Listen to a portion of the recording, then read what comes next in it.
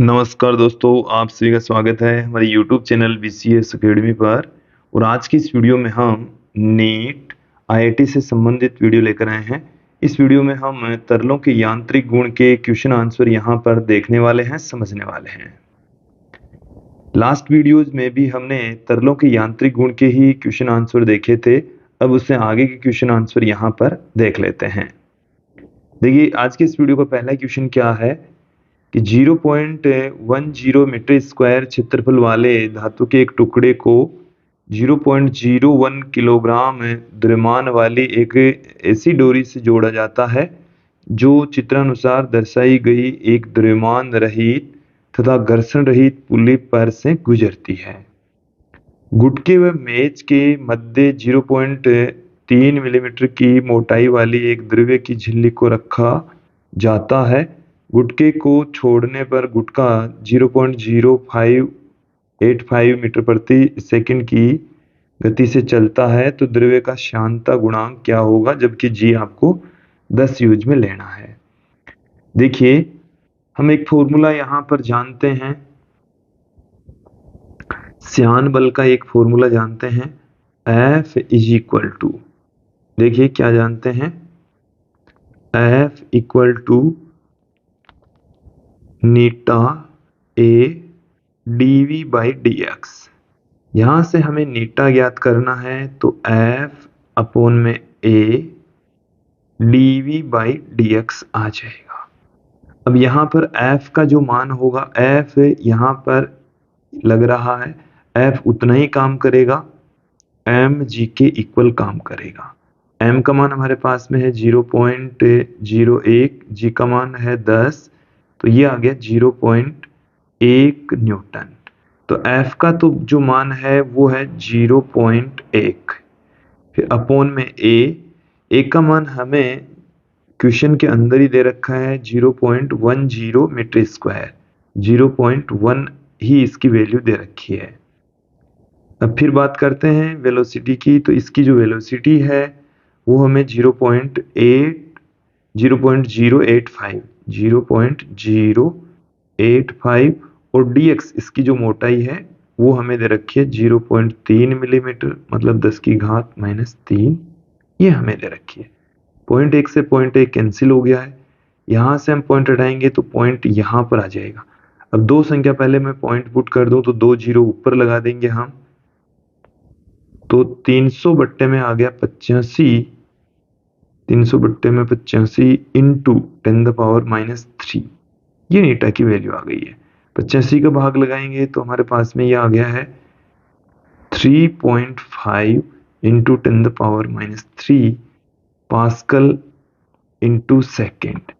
तो ये नीटा की वैल्यू हमें मिल चुकी है। ऑप्शन बी यहाँ सही होने वाला है। नेक्स्ट क्वेश्चन की ओर बढ़ते हैं कि 0.1 मीटर भुजा वाली एक वर्गाकार प्लेट दूसरी प्लेट के समांतर 0.1 मीटर प्रति सेकंड के वेग से गति कर रही है। दोनों प्लेटें पानी के अंदर है। यदि श्यान बल 0.002 न्यूटन एवं श्यानता गुणांक 0.001 पोइज हो, तो दोनों प्लेटों के बीच की दूरी क्या होगी। देखिए, हम एक फॉर्मूला जानते हैं श्यान बल का, F बराबर नीटा ए dv बाई dx। तो यहां से हमें इस dx की वैल्यू फाइंड आउट करनी है। dx बराबर नीटा ए dv अपॉन f। ये जो नीटा है ये हमें क्वेश्चन के अंदर दे रखा है 0.001 पॉइंट, तो 0.001। ए का मान हमें वर्गाकार प्लेट दे रखी है जिसकी भुजा हमें 0.1 दे रखी है। 0.1 इंटू 0.1, 0.01 मीटर स्क्वायर आ जाएगा, तो 0.01। फिर हम बात करते हैं यहाँ पर वेलोसिटी की, तो वेलोसिटी भी हमें क्वेश्चन के अंदर दे रखी है 0.1। फिर बात करते हैं F की, जो कि 0.002 दे रखी है। तो देखिए, 3 संख्या पहले पॉइंट हटाएंगे तो ये यहाँ से 2 बच जाएगा, ठीक है, और यहाँ से 3 संख्या पहले पॉइंट हट जाएगा तो 10 की घात ये आ गई हमारे पास में -3, और 2 का जब भाग लगाएंगे तो 0.5 आ गया। तो इसे हम ऐसे भी लिख सकते हैं 0.00005 मीटर। देन ऑप्शन डी यहाँ पर सही हो जाएगा। नेक्स्ट क्वेश्चन की ओर बढ़ते हैं। 1.75 ग्राम पर सेंटीमीटर क्यूब घनत्व वाले तरल से 2 सेमी व्यास वाले गैस बुलबुले एक नियत चाल 0.35 सेंटीमीटर पर सेकंड से बाहर निकल रहे हैं। तो गैस का घनत्व नगण्य है, द्रव्य का श्यानता गुणांक क्या होगा? तो देखिए श्यानता गुणांक का हमें उस टाइप का फॉर्मूला चाहिए जिसमें घनत्व दे रखा हो, चाल हो और बुलबुले की रेडियस हो। तो हम एक फॉर्मूला जानते हैं। देखिए सीमांत वेग का हम फॉर्मूला जानते हैं, Vt बराबर 2/9 r square rho minus sigma into में जी अपॉन नीटा। देन यहाँ से हम नीटा श्यानता गुणांक हमें फाइंड आउट करना है, तो 2/9 आर स्क्वायर, सिग्मा यहाँ पर नगण्य है तो रो आ जाएगा, रो इंटू जी बट्टे में Vt। तो यहाँ पर इन सब की वैल्यू में पुट कर देता हूँ। आंसर आप देखेंगे पोइज में दे रखा है जो कि एक सीजीएस प्रति में इसका मात्रक होता है। तो सारी जो वैल्यूज है वो हमें सीजीएस प्रति में ही दे रखी है। देन यहाँ पर हम पुट कर देते हैं 2/9। आर की जो वैल्यू हमें दे रखी है वो हो जाएगी, व्यास हमें 2 सेंटीमीटर दे रखा है तो 1 हो जाएगा, 1 का स्क्वायर।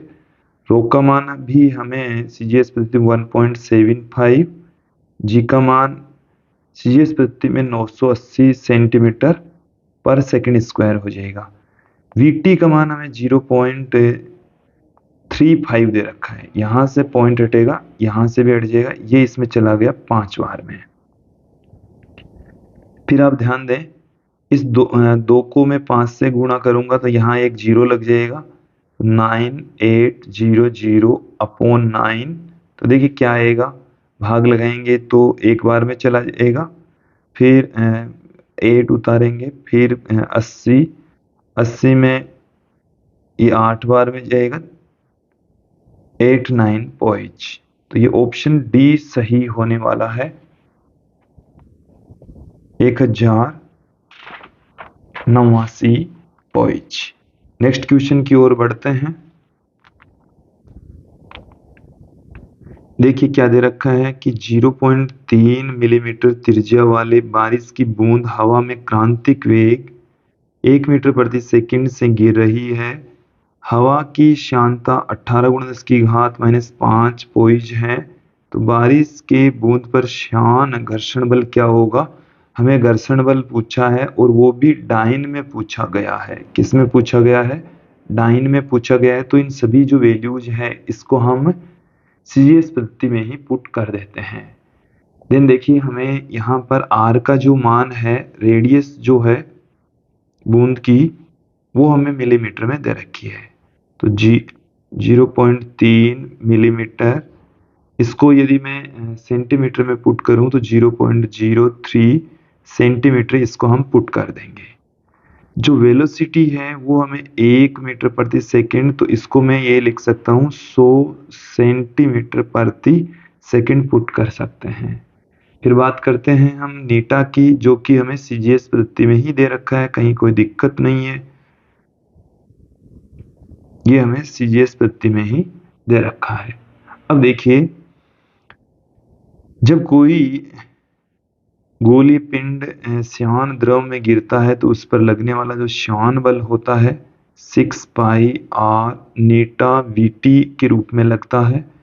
तो 3.14 इंटू आर की जो वैल्यू है वो हमें दे रखी है 0.03, नीटा की जो वैल्यू है वो 18 इंटू 10⁻⁵ और Vt का जो मान है वो हमें दे रखा है 100। तो देखिए यहाँ से हम कैलकुलेशन करें तो देखिए हमें क्या क्या मिलने वाला है। पॉइंट में हटाऊंगा यहां से तो ये 2 जीरो कैंसिल हो जाएंगे। अब देखिए क्या है, 6 को मैं 3 से गुणा करूंगा 18, 18 को 18 से गुणा करूंगा 324 इंटू 3.14 इंटू 10⁻⁵। अब यहाँ पर आप ध्यान दें, जब मैं इसको कैलकुलेट करूंगा तो ये वैल्यू हमें 1018 मिलने वाली है। और गुणा 10⁻⁵, तो 3 संख्या पहले मैं यदि पॉइंट पुट कर दूं तो 10⁻⁻2 रह जाएगी। तो ऑप्शन ए यहाँ पर सही हो जाएगा। फिर आगे बढ़ते हैं कि एक ठोस गोला वायु में सीमांत वेग v से गिरता है। वायु में इसकी जो वेलोसिटी है वो सीमांत वेग की इक्वल है और v से गिरता है। यदि इसे निर्वात में गिराया जाता है तो इधर तो जब गोला निर्वात में गिरेगा तो इस पर कोई भी शान बल काम नहीं करेगा तथा जो गोला है वो गुरुत्व के अंदर गिर जाता है, जिसके कारण गोला कभी भी सीमांत वेग हासिल नहीं कर पाएगा। तो गोला कभी भी सीमांत वेग को प्राप्त नहीं कर पाता है। ये वाला ऑप्शन यहाँ पर सही होने वाला है। नेक्स्ट क्वेश्चन की ओर बढ़ते हैं। इस सीमांत वेग हासिल कर लेने के पश्चात श्यान द्रव में गिर रही वस्तु का त्वरण होता है।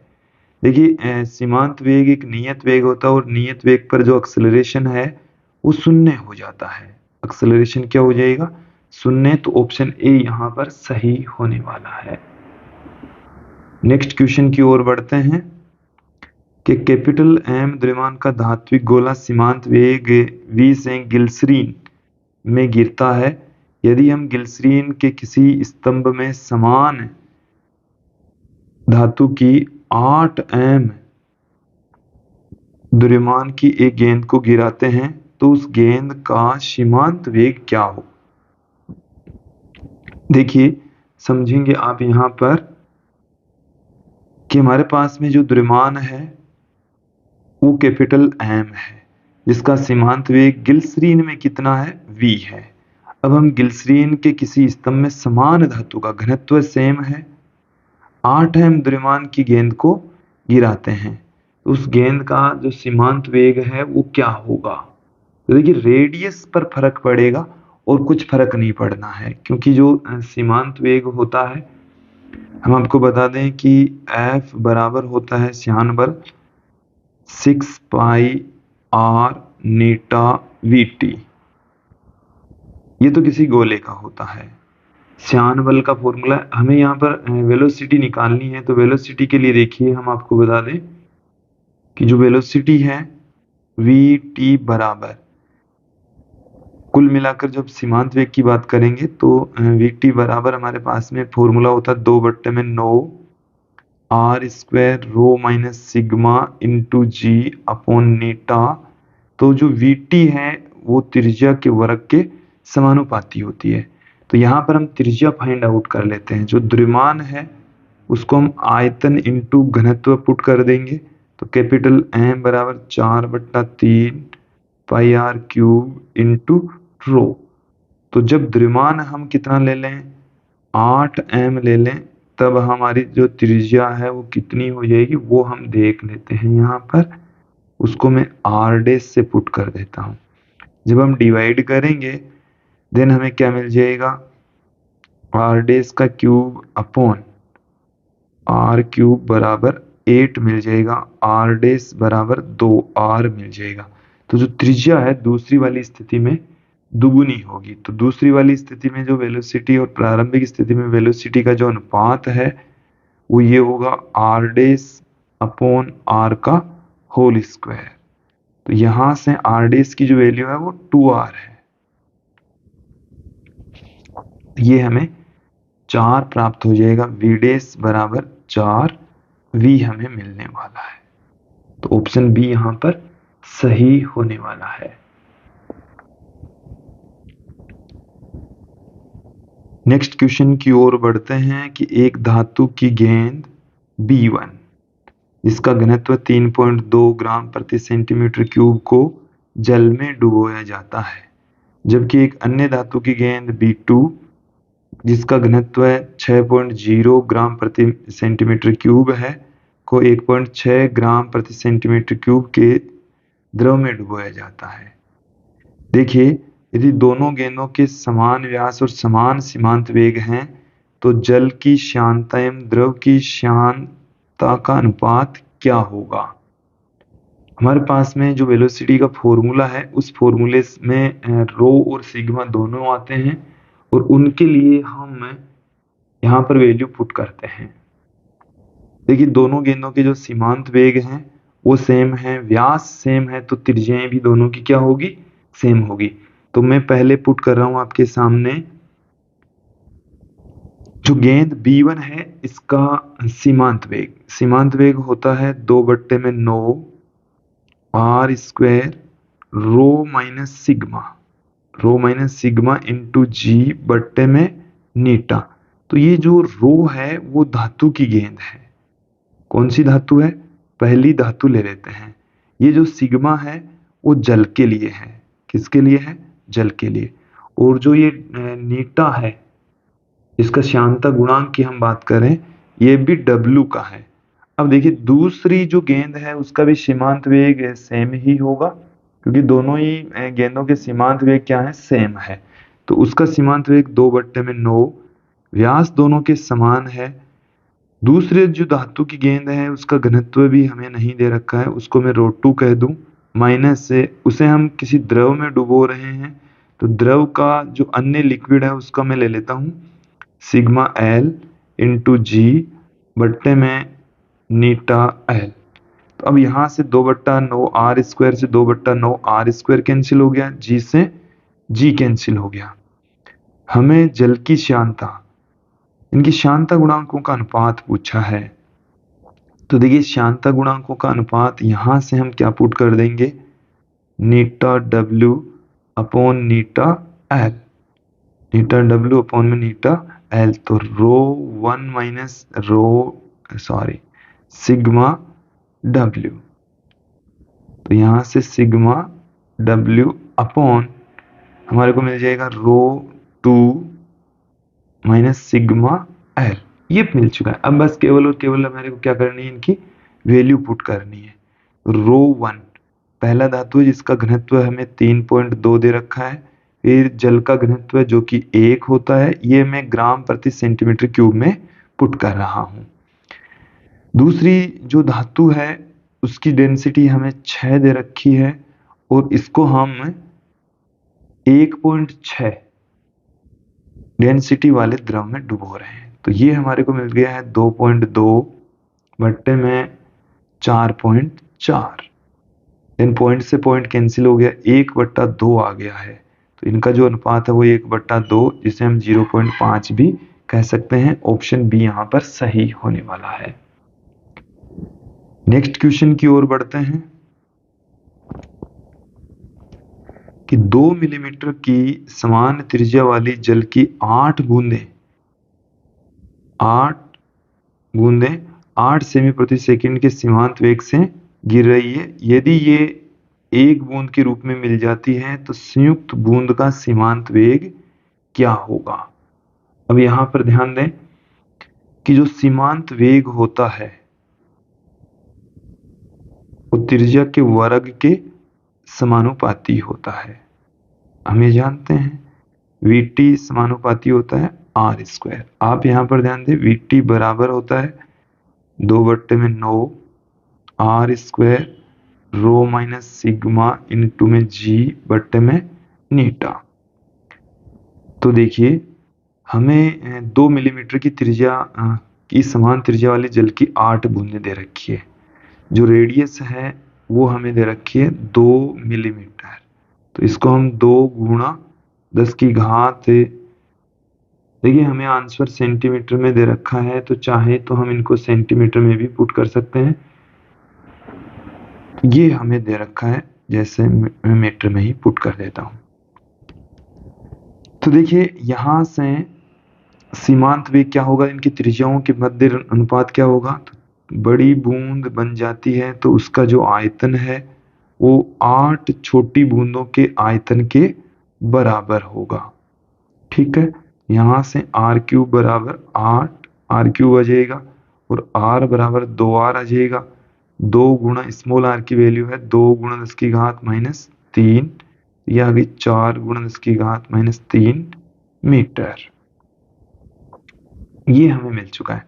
अब यहाँ पर जो संयुक्त बूंद बनी है, मोटी जो बूंद बनी है उसकी वेलोसिटी और जो छोटी बूंद है उसकी वेलोसिटी का अनुपात इनकी त्रिज्याओं के अनुपात के वर्गों के बराबर होगा। तो बड़ी बूंद इसकी रेडियस है 4 गुणा 10 की घात -3, छोटी बूंद है जिसकी रेडियस है 2 गुणा 10 की घात -3। तो इसका जो वेग है वो 2v और v का जो मान है वो हमें 8 दे रखा है। तो यहां से 8 सेमी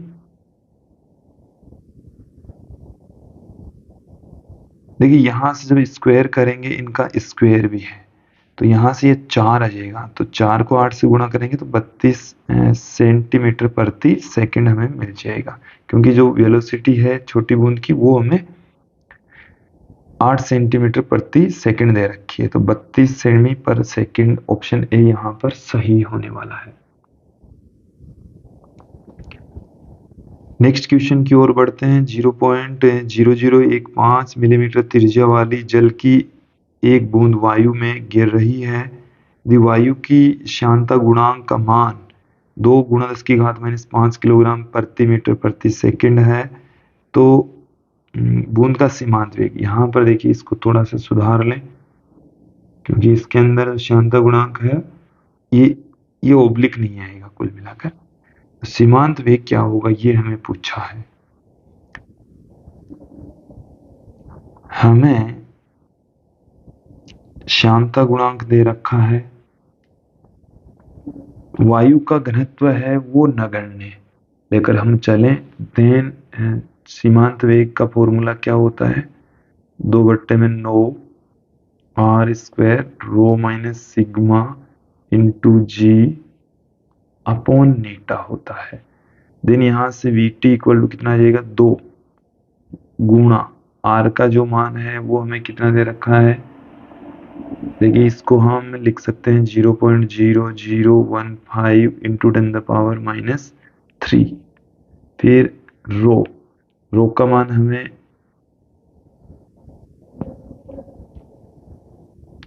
जल दे रखा है, जल की बूंद गिर रही है तो वो हमें दे रखा है 10 की घात 3, सिग्मा नगण्य है, जी का मान हम 10 लेकर चलेंगे, बट्टे में 9 है ही, नीटा का मान देखिए 2 गुणा 10 की घात -5। देख लेते हैं क्या क्या हमें मिलने वाला है। तो Vt बराबर देखिए 2 से 2 कैंसिल हो गया। अब इसको हम क्या लिख दें, ये हम इसको 15 लिख देते हैं। 4 संख्या पहले पॉइंट लगा हुआ है उसको हटा देते हैं, ये यहां से 4 जीरो कैंसिल कर दिए हमने। क्लियर। अब देखिए हमारे पास में रह गया है 15/9, 15/9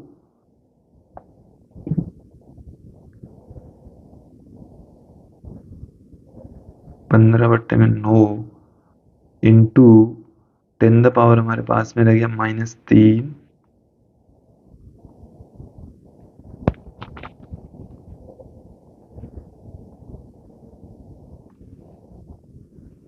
देखिए विद्यार्थियों यहाँ पर हमें इसका स्क्वायर भी करना है, त्रिज्या का वर्ग भी करना है। तो मैंने एक जगह से तो इसका पॉइंट हटा दिया है, एक जगह पर हमारे पास में 0.0015 पड़ा है, 10 की घात -3 पड़ी है, बट्टे में 10 की घात -5 पड़ी है। और जब यहाँ से हम इसको कैलकुलेट करेंगे तो हमें 2.5 गुणा 10 की घात -4 मीटर प्रति सेकंड प्राप्त होने वाला है।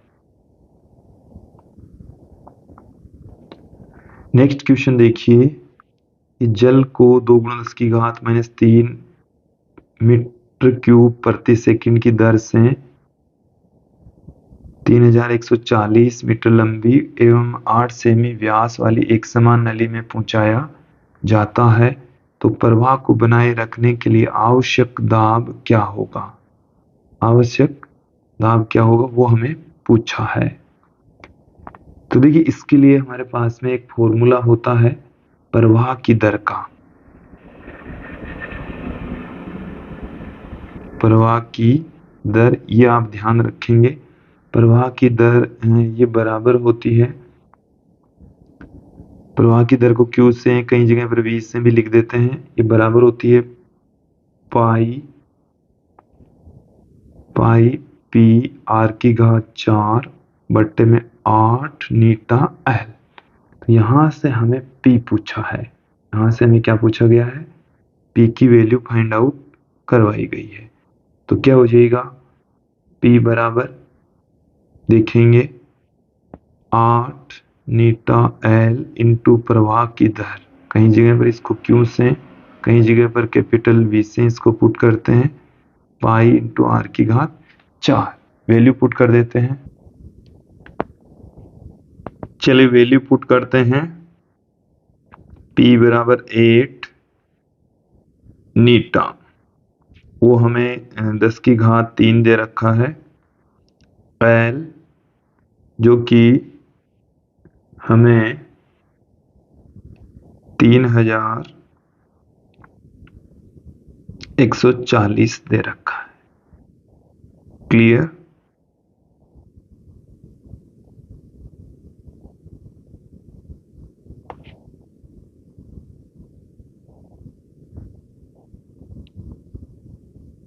मीटर प्रति सेकंड की दर से प्रवाहित हो रहा है। अब प्रवाह की दर, प्रवाह की जो दर है वो हमें दे रखी है 2 गुणा 10 की घात -3। क्लियर? देखिए 2 गुणा 10 की घात -3 प्रवाह की दर है, 8 फॉर्मूले में है, और यहाँ पर आप ध्यान दें 3140 ये हमें दे रखा है L, और नीटा हमें 10 की घात 3 दे रखा है। इसको एक बार थोड़ा सा क्लियर कर लेते हैं, 10 की घात ये -3 होना चाहिए था। क्या होना चाहिए था? -3। इसको हमने क्लियर कर लिया। पाई का मान 3.14 और R हमें 8 सेमी व्यास दे रखा है, तो जो त्रिज्या है वो 4 गुणा 10 की घात -2 रह जाएगी, इसकी घात 4 है। और यहां से जब हम कैलकुलेशन करेंगे तो हमें ऑप्शन ए सही मिल जाएगा। नेक्स्ट क्वेश्चन की ओर बढ़ते हैं कि किसी द्रव में विक्षोभ के आरंभ को किसके द्वारा निर्धारित किया जाता है? 66 में रेनॉल्ड संख्या के द्वारा निर्धारित किया जाता है प्रवाह। विक्षोभ यहाँ पर टर्बुलेंस है, जो प्रवाह है उसको किसके द्वारा निर्धारित किया जाता है? रेनॉल्ड संख्या के द्वारा निर्धारित किया जाता है। नेक्स्ट क्वेश्चन देखेंगे कि जड़त्वीय बल और श्यान बल का जो अनुपात है वो किसको प्रदर्शित करता है? वो हमने इसकी रेनॉल्ड संख्या की डेफिनेशन में ही आपको बताया कि रेनॉल्ड संख्या की जो डेफिनेशन है वो जड़त्वीय बल और श्यान बल के अनुपात के बराबर होती है। अगले क्वेश्चन की ओर बढ़ते हैं। विक्षुब्ध प्रवाह के लिए रेनॉल्ड संख्या का मान 2000 से अधिक होना चाहिए, तो RE greater than 2000। Next question की ओर बढ़ते हैं। देखिए हमने जो वीडियो है उसमें 2000 से 3000 के बीच में विक्षुब्ध धारा रेखीय प्रवाह से विक्षुब्ध प्रवाह बताया था, लेकिन जो NCERT की पाठ्य पुस्तक है या जो अन्य कई ऐसी पुस्तकें हैं जिसमें 2000 से ऊपर ही विक्षुब्ध प्रवाह को माना गया है, तो यहाँ पर हम 2000 से ऊपर विक्षुब्ध प्रवाह को लेकर चलेंगे। देखिए 1000 से कम है तब धारा रेखीय, 2000 से ऊपर है तब विक्षुब्ध प्रवाह, और 1000 से 2000 के बीच में है तब विक्षुब्ध धारा रेखीय प्रवाह से विक्षुब्ध प्रवाह में द्रव कन्वर्ट होता है।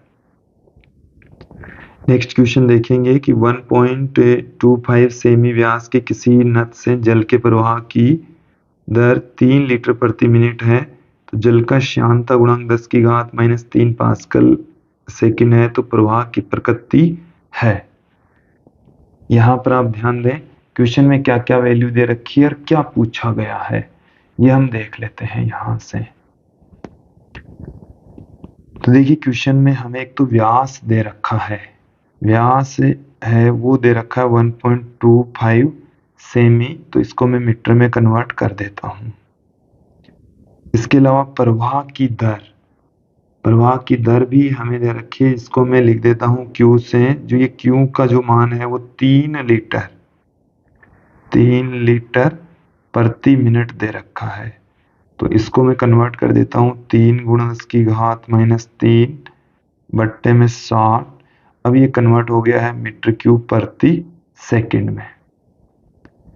इसके अलावा हमें नीटा दे रखा है 10⁻³ पास्कल इंटू सेकंड में। तो हमें यहाँ पर रेनॉल्ड संख्या पूछी है कि रेनॉल्ड संख्या के आधार पर हम द्रव की प्रकृति का पता लगा लेंगे।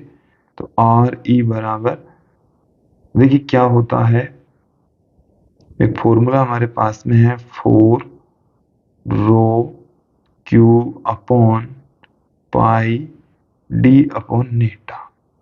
तो देखिए यहां से हम क्या पुट कर सकते हैं, 4 रो की जो वैल्यू है हमें जल दे रखा है तो 10⁻³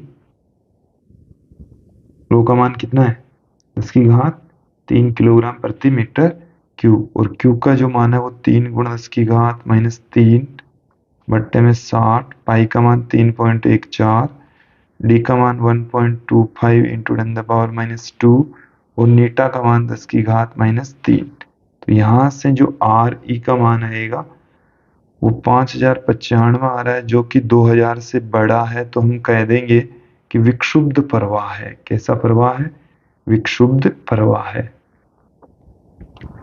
फिर आगे बढ़ते हैं कि निम्न में से कौन सा कथन सही है। यहाँ पर आप ध्यान देंगे कि श्यानता एक सदिश राशि है, गलत है। प्रस्ताव एक सदिश राशि, ये भी गलत है। स्पर्शकोण एक सदिश राशि, ये भी गलत है।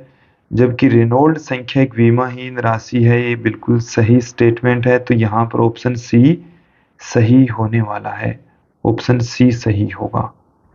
अगले क्वेश्चन की ओर बढ़ते हैं कि निम्न में से कौन सा केवल द्रव से संबंधित है तथा गैसों से नहीं। इनमें से केवल और केवल द्रव से संबंधित पृष्ठ तनाव है। पृष्ठ तनाव हमें द्रव में ही मिलेगा, गैसों में नहीं मिलने वाला। तो ऑप्शन डी यहाँ पर सही होने वाला है। अगले क्वेश्चन की ओर बढ़ते हैं। वर्षा की बूंदों को गोलीय आकृति किसके कारण से प्राप्त होती है। तो वर्षा की जो बूंद होती है उसको पृष्ठ तनाव की वजह से गोल आकार प्राप्त होता है। अगले क्वेश्चन देखिए, निम्न में से कौन सा कथन पृष्ठ तनाव के बारे में सही नहीं है। इनमें से पृष्ठ तनाव के बारे में गलत स्टेटमेंट हमें बताना है। तो देखिए पृष्ठ तनाव एक सदिश राशि, ये गलत स्टेटमेंट है। बाकी स्टेटमेंट भी हम देख लेते हैं कि पृष्ठ तनाव के कारण छोटी बूंद गोलीय आकृति होती है, बिल्कुल सही स्टेटमेंट है। द्रव का पृष्ठ तनाव एक आणविक अवधारणा है, ये भी बिल्कुल सही है। द्रव का पृष्ठ तनाव लंबाई पर निर्भर करता है किंतु क्षेत्रफल पर नहीं। वैसे तो हमने आपको थ्योरी में लंबाई पर भी निर्भर नहीं बताया है। ये एक तरीके से कंट्रोवर्शियल क्वेश्चन यहाँ पर हमारे सामने आ गया है। क्लियर, इसको पर इसमें सुस्पष्ट ये तो है ही है। इसमें यदि हम देखें तो ये तो गलत है ही है। इसमें लंबाई पर भी निर्भर नहीं करना चाहिए था। क्लियर, तो यहाँ पर लंबाई पर भी निर्भर नहीं करना चाहिए और क्षेत्रफल भी निर्भर नहीं करना चाहिए। तो क्षेत्रफल पर तो निर्भर नहीं करता, तो इसको एकदम अभी ये जो स्टेटमेंट है ये भी गलत है एक तरीके से। क्लियर, नेक्स्ट क्वेश्चन की ओर बढ़ते हैं कि किसी पृष्ठ अणु के लिए, किसी पृष्ठ पर मौजूद अणु के लिए देखिए क्या होगा कि इस पर कुल बल अशून्य होता है, इस पर कुल बल शून्य होता है, नीचे की ओर कुल बल होता है। देखिए कुल बल अशून्य, ये स्टेटमेंट भी सही दिख रहा है। कुल बल अशून्य होता है कि शून्य नहीं होता, तो ये बिल्कुल सही है, कुल बल शून्य नहीं होता है। इस पर कुल बल शून्य होता है, ये तो गलत है क्योंकि अंदर की ओर बल लगता है, नीचे की ओर कुल बल होता है, ये बिल्कुल सही है। कि नेट जो बल है वो कुल बल है वो नीचे की ओर यहाँ पर काम करता है। ये स्टेटमेंट गलत है, ये गलत है, लेकिन ये वाला स्टेटमेंट सही है, ये स्टेटमेंट भी यहाँ पर सही है।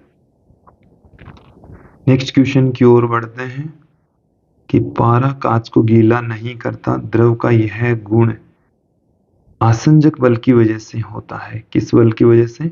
आसंजन कहलाता है, आसंजक बल की वजह से ऐसा होता है।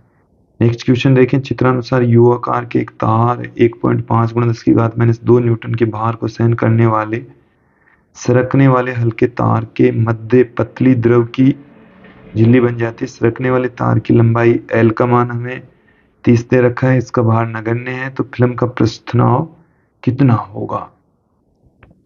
देखिए पृष्ठ तनाव बराबर T बराबर हम जानते हैं F/L, F/ में यहाँ पर 2L हो जाएगा। देखिए यहाँ F का मान 1.5 × 10⁻² और L का मान हमें 30 × 10⁻²। 10⁻² से 10⁻² कैंसिल हो गई, एक पॉइंट यहाँ से हटाएंगे तो एक जीरो और लगा देंगे, तो 30 का भाग इसमें 2 बार में चला गया तो 1/40 आ गया। तो यहाँ पर 1/40 का मतलब आ गया कि 0.25 यहाँ पर पॉइंट लगा हुआ था। चलिए एक बार दोबारा देखें, इसको मैं ऐसे लिख दूं 100 × 10⁻², तो ये आ गया 2.5 × 10⁻², तो ये आ गया ऑप्शन डी, 76 में ऑप्शन डी। नेक्स्ट क्वेश्चन की ओर बढ़ते हैं कि निम्न में से कौन सा ग्राफ जल के लिए तापमान की छोटी प्रासों पर तापमान के साथ पृष्ठ तनाव में परिवर्तन को दर्शाता है? यहां पर ध्यान दें कि निम्न में से कौन सा ग्राफ जल के तापमान की छोटी प्रासों के लिए तापमान के साथ पृष्ठ तनाव में परिवर्तन को दर्शाता है? देखिए विद्यार्थियों, हम ये जानते हैं कि जो पृष्ठ तनाव है वो तापमान के बढ़ने के साथ में घटता है। तापमान जब बढ़ेगा तो पृष्ठ तनाव डिक्रीज होगा, लेकिन तापमान छोटी प्रासों पर छोटी अल्प तापमान में परिवर्तन करेंगे तब तो ऑप्शन सी सही हो जाएगा, लेकिन तापमान की बड़ी प्रासों के लिए जो पृष्ठ तनाव है वो डिक्रीज होता जाएगा। क्लियर? नेक्स्ट क्वेश्चन देखें कि किसी ठोस के द्रव का स्पर्श कोण निर्भर करता है। ठोस का जो द्रव कोण है, देखिए यहां पर इस क्वेश्चन को एक बार क्लियर करें कि ये हमारे पास में जो क्वेश्चन है कि तापमान के साथ में पृष्ठ तनाव डिक्रीज होता है और रैखिक रूप से डिक्रीज होता है, तो ऑप्शन अब बी ही सही करें, क्योंकि ये बहुत अल्प परिवर्तन के लिए आप कंसिडर कर सकते हैं। अन्यथा जैसे हम तापमान को इंक्रीज करेंगे तो पृष्ठ तनाव डिक्रीज होगा, आप तो यही ध्यान रखना है। ये अल्प परिवर्तन यदि दिया हुआ होता तो सही हो जाता, तो इसको आप गलत करके इसको आप सही करें। फिर ध्यान दें कि किसी ठोस के द्रव का स्पर्श कोण किस पर डिपेंड करता है, तो ठोस और द्रव दोनों की प्रकृति पर डिपेंड करेगा। यह हमने पहले ही पुट करवा रखा है, थ्योरी में करवा रखा है, तो ऑप्शन सी यहाँ पर सही होने वाला है। नेक्स्ट क्वेश्चन देखें कि निम्न में से कौन सा कथन स्पर्श कोण के बारे में सही नहीं है? इनमें से स्पर्श कोण के बारे में कौन सा जो स्टेटमेंट है वो सही नहीं है? तो देखिए स्पर्श कोण का मान है, शुद्ध जल और कांच के लिए स्पर्श कोण का मान 0 होता है। यदि जल, ये हमने पुट करवा रखा है, शुद्ध जल और कांच के लिए जो स्पर्श कोण का मान है वो कितना होगा? 0 होगा। द्रव के ताप में वृद्धि के साथ स्पर्श कोण बढ़ता है, स्पर्श कोण क्या हो जाएगा? इंक्रीज हो जाएगा। तो ये जो स्टेटमेंट है ये भी सही नहीं है। ये पूछा है तो हमारे लिए तो सही है। यदि किसी द्रव एवं किसी ठोस पृष्ठ का स्पर्श कोण 90 डिग्री से कम है तो द्रव ठोस की सतह पर फैलेगा, ये भी सही है। स्पर्श कोण ठोस की सतह से द्रव की सतह पर के झुकाव पर निर्भर करता है? नहीं। तो ऑप्शन डी यहाँ पर सही हो जाएगा। गलत स्टेटमेंट ऑप्शन डी है। नेक्स्ट क्वेश्चन की ओर बढ़ते हैं। कोई द्रव ठोस पृष्ठ को गीला नहीं करता है यदि स्पर्श कोण है, स्पर्श कोण है, गीला नहीं करेगा यदि स्पर्श कोण 90 डिग्री से बड़ा होगा, 90 डिग्री से बड़ा होगा तो ठोस से के पृष्ठ को गीला नहीं करेगा। ऑप्शन डी यहाँ पर सही हो जाएगा। अगले क्वेश्चन की ओर बढ़ते हैं कि किसी नली के सिरे पर बना एक साबुन का बुलबुला बहुत धीरे धीरे फूलता है। समय के साथ बुलबुले के अंदर दाब की अधिकता के मध्य ग्राफ है। विद्यार्थियों, हम ये जानते हैं कि किसी साबुन के बुलबुले के अंदर जो दाब होता है वो 40/R होता है, 40/R के इक्वल होगा। तो यहाँ पर ध्यान दें, जब समय इंक्रीज होगा, बढ़ेगा, तो जो बुलबुला है उसकी रेडियस भी इंक्रीज होगी, तत्पश्चात जो दाब है वो इस तरीके से डिक्रीज होगा। तो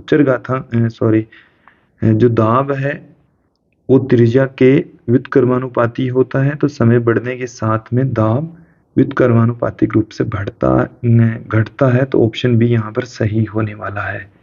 तो विद्यार्थियों, ये था आज का हमारा वीडियो जिसमें हमने तरलों की यांत्रिक गुण से संबंधित कुछ महत्वपूर्ण क्वेश्चन आंसर यहाँ पर देखे, समझे। नेक्स्ट वीडियो में इसके शेष जो क्वेश्चन है उनको हम देखने वाले हैं, सोल्व करने वाले हैं। आज के इस वीडियो में इतना ही। धन्यवाद दोस्तों।